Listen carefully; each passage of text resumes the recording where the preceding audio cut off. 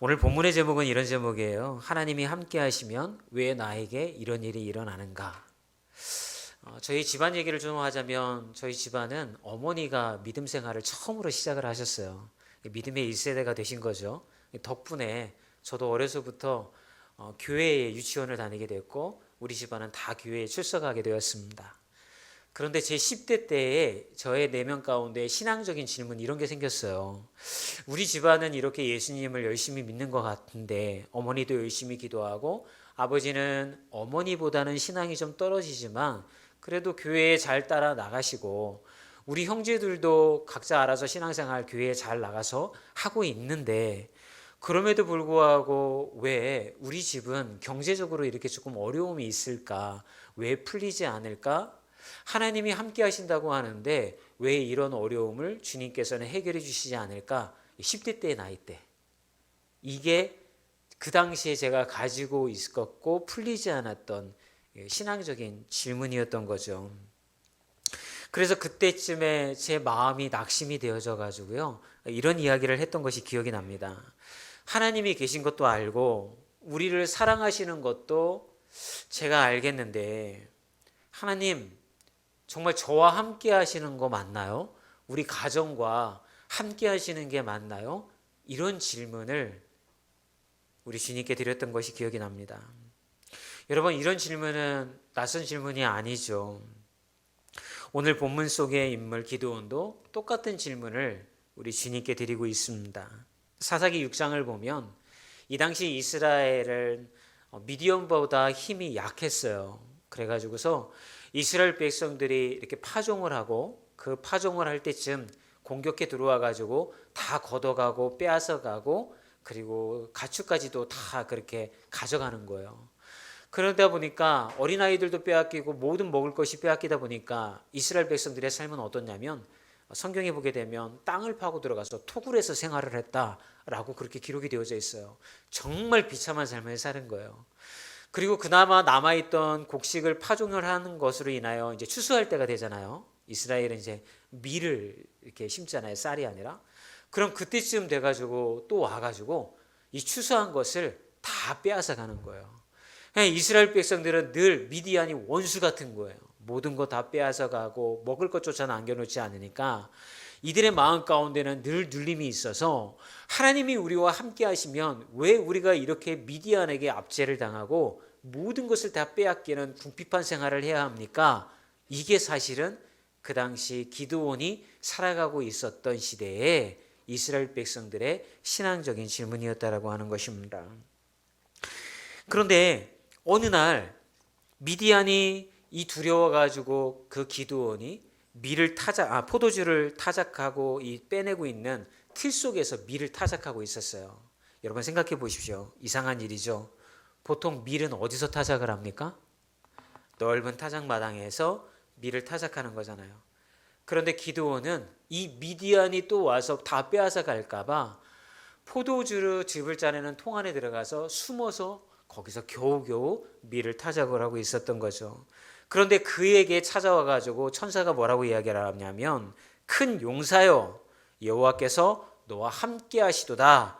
이렇게 12절의 말씀을 보게 되어지면 기드온을 찾아와서 이런 얘기를 해주고 있는 거예요. 여러분 기드온의 마음이 얼마나 당황스러웠을까요? 지금 미디안이 두려워서 겨우 포도주 그 틀 안에 숨어서 밀을 타작하고 있는 자신인데 자신을 보고서 하나님의 사자가 하는 이야기가 큰 용사라고 부르고 그리고 또 하나님이 너와 함께 하신다고 하니까 이게 너무 황당하고 당황스러운 거예요. 여러분 왜 당황스러워요? 현실과는 안 맞는 얘기니까. 내가 무슨 큰 용사예요. 미디안 때문에 두려워서 숨어있고 하나님이 우리와 함께 하신다고요? 아니 하나님 함께 하시면 우리가 이런 일을 당하지 않게 해주셔야죠. 이게 사실은 기드온이 가지고 있던 마음이었기 때문에 천사가 와서 그렇게 얘기를 하니까 그렇게 당황스럽게 대답할 수밖에 없었던 것입니다. 그래서 13절에 기드온이 한 대답이 그대로 이렇게 적혀져 있는 거죠. 여러분 13절의 말씀을 우리가 함께 읽어볼까요? 시작. 여호와께서 우리와 함께 계시거든 어찌하여 이 모든 일이 우리에게 일어나나이까. 여러분 이 뉘앙스가 이런 거예요. 아주 정중하게 여호와께서 함께 하시는데 아유 어떻게 우리가 이렇게 힘들게 살 수 있는지 모르겠어요. 이게 아니에요, 여러분. 말 되는 소리를 하세요. 하나님이 함께 하시면 어떻게 우리가 이런 생활을 합니까? 라고 이런 반항적인 마음으로 기드온은 하나님이 보내신 사자에게 답변하고 있다라고 하는 것입니다. 여러분, 저는 오늘 이 기드온의 답변이 사실 우리의 답변 같아요. 우리 믿음 생활 사실 열심히 하고 있잖아요. 그죠? 말씀도 열심히 암송하려고 하고 찬양도 틈나는 때마다 하고 열심히 말씀을 읽고 있잖아요. 그런데 생활이 좀 나아지십니까? 삶이 좀 신앙생활하면서 펴지시고 여러분 자녀의 문제나 경제적인 문제들이 다 해결되던가요? 안 되는 경우가 많잖아요. 그럴 때 우리는 어떤 마음이 드냐면 하나님 나와 함께 하시는 거 맞아요? 하나님이 함께 하시면 내 삶에 이런 문제가 다 해결되어야 되는데 저는 아직도 고통스럽거든요. 근데 저와 함께 하신다고 하시니까 저 당황스럽네요, 하나님. 사실 이렇게 얘기할 수밖에 없는 게 우리의 모습이라고 하는 것이죠. 그래서 제가 이 말씀을 준비한 거예요. 이 말씀을 통해서요. 왜 하나님이 함께 하심에도 불구하고 우리는 이렇게 반응할 수밖에 없는가? 왜 우리 삶에 고난이 있는가? 그리고 그 고난을 통하여서 하나님이 우리에게 말씀하고 싶은 게 도대체 무엇인가? 이것으로 함께 은혜를 나누기를 원합니다. 첫 번째 여러분, 고난은 하나님의 부재가 아니라 부르심이라고 하는 것입니다.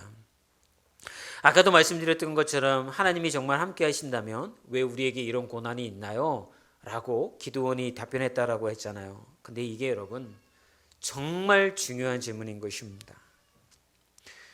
기드온은 지금요 자기 내면에서 해결되어지지 아니한 하나님의 존재와 하나님에 대한 어떤 함께하심에 대한 질문을 지금 토해내고 있는 거예요. 저는 이렇게 생각해요. 이런 질문을 하는 사람은 하나님의 사람입니다. 이런 질문을 하는 사람은 결국 하나님을 만날 수밖에 없는 것입니다. 정말 위험한 사람은 어떤 사람인 줄 아세요? 어렸을 때부터 이런 질문 없이 하나님에 대한 의심도 없고 하나님에 대한 질문도 없고 그냥 교회 다니라고 하니까 교회 다니고 교회 나가면 복 받는다고 하니까 주일 되면 교회 나오고 이런 신앙생활을 했던 사람이 더 신앙적으로는 위험한 사람인 거예요. 왜 위험하냐면 이런 사람은 자기가 기도한 것이 응답이 되어지지 아니하면 하나님이 안 계시다라고 하는 결론에 도달하고 하나님을 떠나기 때문에 그런 거예요. 하나님이 살아계시고 하나님이 나의 하나님이라고 한다면 하나님 내가 기도한 대로 응답해 주셔야죠. 하나님 앞에 금식하며 매달렸는데 이 문제 해결해 주셔야죠.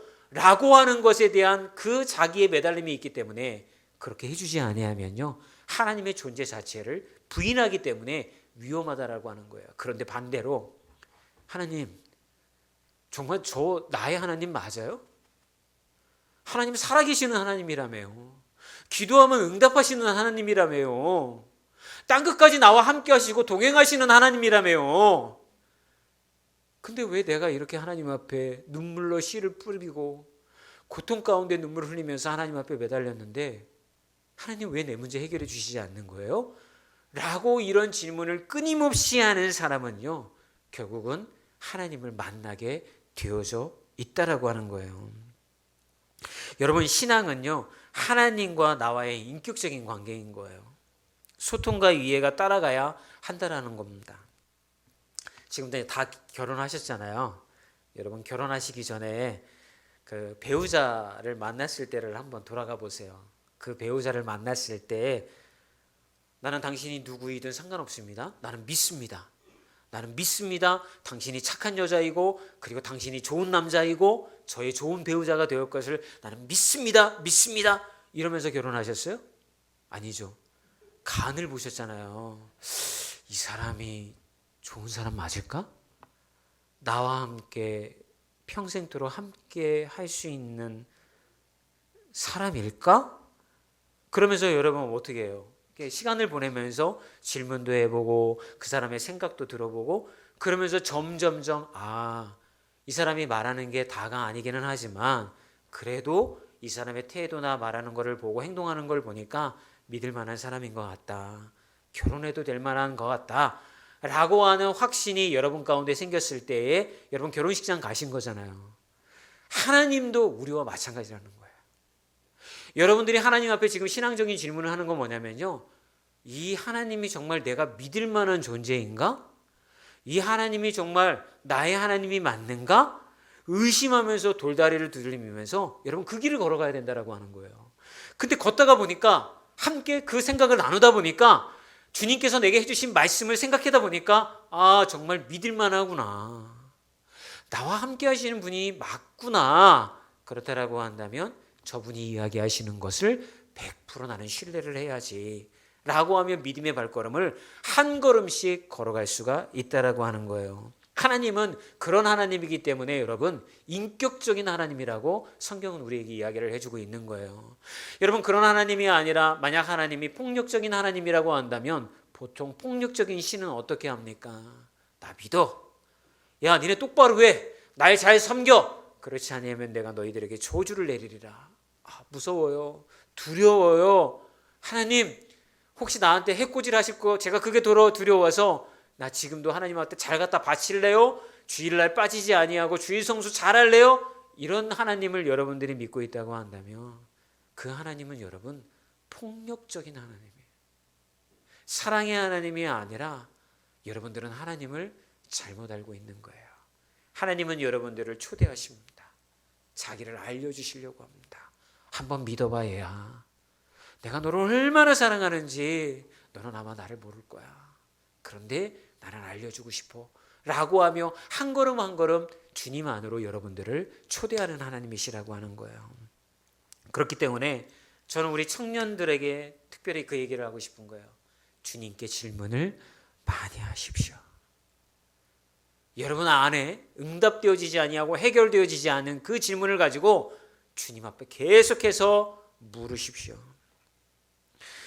그렇게 질문을 하고 의심하면서 질문할 때에 우리는 이렇게 표현할 수가 있는 거죠. 왜 하나님은 내 기도를 듣지 않으실까?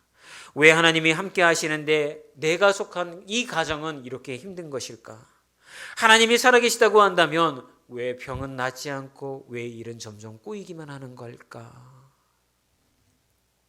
이 질문을 꼭 하셨으면 좋겠습니다. 그래야 하나님을 나의 삶에서 나의 하나님으로 여러분들이 만나게 되는 것입니다. 그 하나님 만나지 못하면 여러분 우리는 평생토록 교회 문지방을 드나들지만 종교인으로 사는 거예요. 신앙인으로 사는 게 아니라 나의 하나님이 아니라 다른 사람이 나에게 이야기해주고 다른 사람이 경험한 타인의 하나님을 믿고 사는 종교인으로 살 수밖에 없다는 거예요. 기드온이 이렇게 하나님 앞에 매달려서 질문을 하니까 하나님은 어떤 설명이나 해명을 기드온에게 해주시지 않습니다. 대신 기드온에게 어떤 일을 맡기십니다. 왜 하나님이 우리와 함께 하시는데도 왜 이렇게 우리는 미디안 족속에게 모진 고난을 당해야 하나요? 라는 삶의 문제를 질문을 했을 때에 그 질문에 대한 해답으로 제시된 것은 너가 그 일을 해보라는 것이었어요. 여러분 이 말씀 읽을 때 한번 감정을 이입해서 보세요. 주님, 미디안 때문에 너무 힘들어요. 왜 우리는 미디안 때문에 이렇게 압제받고 살아야 돼요? 그랬더니 우리 14절에 뭐라고 이야기하고 있습니까? 주님이 이렇게 답변을 하시는 거예요. 같이 읽어볼까요? 너는 가서 이 너의 힘으로 이스라엘을 미디안의 손으로 구원하라. 여러분 이 답변이 정말 모범 답변입니까? 이게 지금 이런 뉘앙스인 거죠. 주님, 우리 가정이 경제적으로 너무 힘들어요. 어떻게 좀 해주세요 라고 기도했더니 주님이 뭐라고 하냐면 네가 나가서 돈 벌어서 네 가정을 건사해라. 주님, 우리 자녀들이 너무나도 말을 듣지 아니하고 제 바람대로 순종하지 아니하고 신앙생활도 안 해요. 어떻게 키워야 될지를 제가 모르겠어요 라고 기도했더니 네가 양육자로 똑바로 아이들을 가르쳐라. 그러면 여러분 우리 마음 가운데 그 대답을 듣고 나서 맞아요 주님, 제가 나가서 돈 벌어서 우리 가정 건사해야죠. 우리 자녀 제가 모범을 보여가지고 모범적인 신앙인으로 우리 자녀들 키워야죠. 이렇게 대답할 사람은 이 땅 가운데 아무도 없어요. 오히려 우리 마음 가운데 어떤 대답이 남아 있습니까? 제가 할 만하면 했지요, 주님. 제가 주님 앞에 매달렸겠습니까? 안 되니까 지금 주님 앞에 매달리는 거 아닙니까? 무슨 대답을 그렇게 하세요? 저보고 어떻게 하라는 거예요? 하나님, 이게 우리 안에 있는 사실은 불만이고 원망이잖아요. 그런데 여기서 우리는 아주 중요한 진리 하나를 발견하게 됩니다. 할 수 없다고 느끼는 일은 그 일을 하라고 부르신 것이 아닙니다. 그 문제를 너가 나가서 해결하라고 부르신 것이 아닙니다. 그 부르심은 나를 만나주시기 위한 하나님의 부르심이라고 하는 것입니다. 자녀로 인한 고난을 만났다고 한다면 주님은 그 자녀의 일을 위하여서 네가 나가서 한번 해보라고 하는 거예요. 그 과정 속에서 너를 만나주시겠다라고 하는 거예요. 경제적인 문제로 인하여서 고난을 만났다고 한다면 그 물질의 고난을 해결하기 위해서 한번 뛰어들어라 보라는 거예요. 그러면 그 과정을 통하여서 내가 너를 만나주겠다라고 하는 거예요. 우리는 이미 해답에 가 있어요. 자녀의 문제를 기독하며 하나님 이렇게 해주셔야죠. 근데 하나님의 초점은 어디에 가 있어요? 그것 때문에 스트레스 받고 기도하며 하나님 앞에 매달리는 가정 가운데 하나님은 만나주시고 위로해 주시고 붙잡아 주시고 회복시켜 주시고 치유해 주심을 통하여서 하나님 안으로 우리를 품어 주신다는 거예요. 만나 주신다라고 하는 거예요. 주님, 경제적인 문제 때문에 제가 너무 힘들어요. 스트레스 받아요. 라고 그렇게 할 때 그 일을 한 자리로 우리를 불러주셔서 그 가운데 하나님을 만나게 해주시고 그 과정을 통하여서 아하, 나는 이제 이 경제적인 문제가 해결되는 것이 우선순위가 아니라 나를 만나주신 과정을 통해서 만나주신 우리 주님으로 인하여서 나는 소망을 가지고 이 길을 걸어갈 수가 있구나 라고 하는 고백의 길로 우리를 인도해 주신다라고 하는 것입니다. 하나님은 기드온의 고난을 통해서 그의 삶에 함께 하시는 하나님이 어떤 분인지를 분명하게 경험하게 만들어 주셨습니다. 여러분, 기드온은 지금까지 부모로부터 전해 들었던 거, 주변 사람으로부터 전해 들었던 그런 하나님이 아니라 자신의 하나님을 그 과정을 통해서 정확하게 그는 만나게 되어졌던 것입니다. 오늘 본문에서 우리가 중요하게 보아야 할 것은 기드온을 하나님이 사사로 세우셨다라는 게 아니에요. 이스라엘 백성들이 막 힘들어요 했기 때문에 구원받기 위해서 하나님이 사사로 기드온을 보냈다라고 하는 것이 중요한 게 아니에요. 정말 중요한 것은 기드온이 실존적인 질문을 통해서 자신의 하나님을 만났다는 것이고 그 방법은 미디안이란 고난이었다라고 하는 것입니다. 여러분이 만난 고난은 여러분의 기도가 부족해서 찾아온 고난이 아닙니다. 그리고 기드온의 고백처럼 하나님이 함께 하시지 않아서도 찾아온 고난이 아닙니다. 적어도 오늘 본문이 우리에게 이야기해 주는 고난은 여러분들을 고난을 통해서 만나 주시는 분이라는 것을 말해주고 있다라고 하는 것입니다. 그러므로 너의 힘으로 물질의 문제나 자녀의 문제를 해결하라고 부르심은 나를 만나 주시겠다는 하나님의 부르심이라는 사실을 여러분들이 믿으셨으면 좋겠습니다. 지금 여러분의 삶에 이해가 되어지지 않는 어려움이 있습니까? 혹시 기도에도 막막하고 출구가 보이지 않습니까? 그렇다고 한다면 지금 이 순간 하나님은 여러분들에게 그 일을 맡김을 통하여서 여러분들을 부르시고 만나려고 하는 시간이라고 하는 사실을 여러분들이 기억하셨으면 좋겠습니다. 두 번째는요, 하나님은 부르신 자를 능력 있게 하시는 분이라는 것입니다. 기드온은 하나님의 부르심에 주저하죠. 그는 자신을 이렇게 소개합니다. 15절에 기드온이 자신을 어떻게 인식하고 있는지를 좀 보실 필요가 있어요. 읽어볼까요? 오 주여, 내가 무엇으로 이스라엘을 구원하리이까? 보소서, 나의 집은 므낫세 중에 극히 약하고 나는 내 아버지 집에서 가장 작으니이다. 여러분, 보통 하나님이 여러분들에게 주님, 경제적인 문제가 어려워요. 그래, 나가서 일을 해. 제가 뭘 할 수 있어요, 주님? 지금까지 제가 놀았는데. 아니면 제가 무슨 뛰어난 능력이 있어야 나가 돈을 벌죠. 주님, 우리의 자녀들 어떻게 양육해야 됩니까? 네가 양육해. 주님, 내 말은 듣지도 아니하고 귀뚱으로 듣지도 않는데 주님 제가 어떻게 해요? 너 할 수 있어. 아니 제가 능력도 없고요. 아무것도 할 수 없다니까요. 차라리 능력을 주시면서 저보고 하라고 하던가요. 이렇게 우리는 질문을 하죠. 이렇게 반응을 보인 것이 지금 이 기드온의 답변이라고 하는 거예요. 주님, 우리 집안은요 이스라엘 지파 중에서 가장 힘없는 지파고요.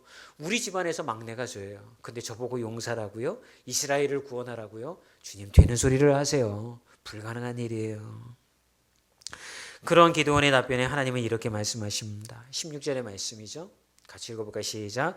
내가 반드시 너와 함께하리니 내가 미디안 사람 치기를 한 사람을 치듯 하리라. 여러분 기드온의 답변이 우리의 마음이잖아요. 그죠? 아멘. 기드온이 힘없다고 한 게 우리의 고백이잖아요. 여러분들은 뭐 이렇게 기도 하나님께서 너가 그 일을 해 그러면 하나님 이때를 기다렸습니다. 저 능력 맞으신 거 아시죠? 제가 볼 때 우리 상인은 그렇게 대답할 수 있을 것 같아. 하나님 어떻게 하셨어요? 제가 그 능력이 있다는 거. 감사합니다. 이러면서 할 것 같아. 상인가 원래 조금 외향적이고 튀고 이래서. 근데 대부분의 우리는 어떻게 이야기합니까? 네가 그 일해 이렇게 얘기를 하면 아니 하나님 저는 그럴 일을 할 능력이 나한테 없어요. 이게 보통 우리의 답변이라고 하잖아요. 그잖아요. 근데 이렇게 답변한 이유는 왜 그렇습니까? 우리는 우리의 기준을 가지고 하나님의 부르심에 답변하기 때문에 그런 거예요. 하지만 하나님은 어떻습니까? 하나님의 임재의 기준으로 말씀하신다는 거예요. 여러분 이게 큰 차이점인 거예요. 하나님은 지금 우리에게 어떤 일을 맡기고 부르실 때에 어디에 초점을 맞춰서 부르시냐면 내가 너와 함께하며 너 할 수 있어. 근데 우리는요. 그거는 딴 거예요. 그거는 딴 거. 그게 중요한 게 아니라 내가 가지고 있는 나의 기준으로 그거를 판단한다라고 하는 거예요. 저는 능력도 없고요. 돈도 없고요. 잘하는 게 아무것도 없어요. 하나님. 근데 하나님은 그걸 상관하지 않으신다라고 하는 거예요. 하나님은 하나님이 함께하는 자에게 능력 주시는 자인 줄 믿습니다. 오늘 14절의 말씀을 보게 되어지면 거기에 너의 힘이라고 표현이 되어 있어요. 그런데 너의 힘이라고 번역된 말은 히브리어로 무슨 말이냐면 코아크카라고 하는 단어를 써요. 그런데 이 단어는 단순히 육체적인 힘이나 재능을 말하지 않아요. 이 단어는요. 하나님이 주시는 능력, 하나님과 동행 가운데 주어지는 힘을 뜻할 때 이 단어를 사용하는 거예요. 그래서 14절의 말씀을 우리가 그대로 읽어보면 너의 힘으로 이스라엘의 미디안을 손에서 구원하라. 너의 힘이 아니라 사실은 하나님이 함께할 때 너에게 임재하는 하나님의 힘이라고 하는 것을 기드온에게 대해 이야기하셨다라는 것을 우리는 알 수가 있는 거예요. 여러분 하나님은 오늘도 약한 자를 부르십니다. 하나님은 결코 힘있고 능력 있는 자를 부르시지 않습니다. 그리고 우리에게 이렇게 말씀하십니다. 내가 반드시 너와 함께 하겠다. 저는 준비가 안 됐습니다. 제가 어떻게 우리 가정의 경제적 문제를 해결해야 할 수가 있습니까? 주님, 저는 아직 준비가 되어 있지 않습니다. 제가 어떻게 나의 자녀의 문제를 해결할 수가 있습니까? 저는 아무것도 할 수 없는 사람입니다. 혹시 이런 마음으로 여러분 스스로를 작게 여기고 있지 않습니까? 하지만 하나님이 함께 하신다면 그 연약함은 장애물이 아니라 바로 하나님의 부르심의 출발점이 될 줄 믿습니다. 하나님이 여러분을 부르시고 여러분에게 함께 하시면 능히 그 일을 할 수 있을 뿐만이 아니라 더한 일도 할 수 있을 것입니다. 하나님이 능력 있는 자를 부르시는 것이 아니라 부르신 자를 능력 있게 하시는 분이라고 하는 이 사실을 기억하시면서 여러분들의 마음 가운데 있었던 질문, 주님이 나와 함께 하신다고 한다면 어떻게 이런 일이 일어날 수가 있습니까? 라고 하는 질문에 해답이 되어졌으면 좋겠습니다. 주님은 지금 부르셔서 지금 여러분들에게 하나님의 능력을 덧입히기를 원하시는 거예요. 문제 해결이 목적이 아니라 그 과정을 통하여 하나님을 만나는 게 하나님의 목적이라는 거예요. 그래서 그 하나님을 만난 사람은 하나님의 능력을 덧입어서 어떤 일을 만나도 두렵지 않는 거죠. 왜? 기준이 나의 힘과 능력이 아니라 하나님의 힘과 능력, 그 임재함에 있기 때문에 담대함으로 세상으로 나갈 수 있다라고 하는 것입니다. 저는 말씀을 마치기를 원합니다. 기도원의 질문은 너무나 인간적이고 정직한 질문이었어요. 우리도 그런 질문을 하면서 살아갑니다. 하지만 하나님은 그 질문에 대해서 설명이 아니라 부르심으로 응답하셨습니다. 그리고 약한 자에게 함께 하심이라고 하는 약속을 주셨습니다. 여러분, 하나님이 함께 하신다라고 하는 것은 고난이 없다는 뜻이 아니에요. 고난 속에서도 결코 여러분들을 혼자 내버려 두시지 않는다라고 하는 뜻인 것입니다. 하나님은 고난 속에서도 여전히 일하고 계십니다. 우리를 부르시며 우리와 함께 싸우시고 계십니다. 그래서 사사기 6장 16절에 이렇게 우리에게 말씀하고 계신 거죠. 함께 읽어봐요. 시작. 내가 반드시 너와 함께 하리니. 이 약속이 오늘 여러분의 마음 깊이 새겨져서 고난이 하나님의 부르심이 있음을 기억하고 믿음으로 한 걸음을 내어딛는 모든 분들이 되어지기를 주의 이름으로 축원합니다. 힘을 내세요. 화이팅 하세요. 땅을 바라보지 마시고 하늘을 바라보시는 분들이 됐으면 좋겠습니다.